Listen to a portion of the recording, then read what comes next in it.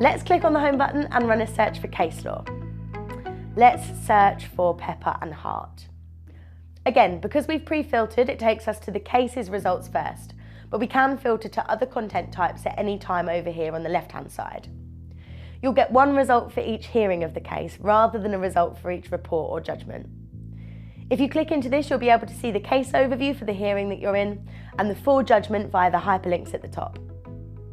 Going back to the home page, if you click on the practical guidance icon, then you're taken to a browsing view of our practical guidance modules. From here, you can browse for practice notes, precedents, checklists, and key resources. You can also use the practical guidance search bar as an entry point to search directly across our leading LexisNexis legal content. When you use this search bar, the search results will prioritise the practical guidance content.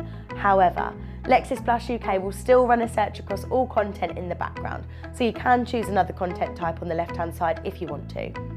This is very similar to pre-filtering to cases or legislation from the main search bar as we looked at earlier. In other words, whatever search you perform, Lexis Plus will search across all content, but it will prioritise the results on the basis of your pre-filter. This makes Lexis Plus quick, intuitive and comprehensive.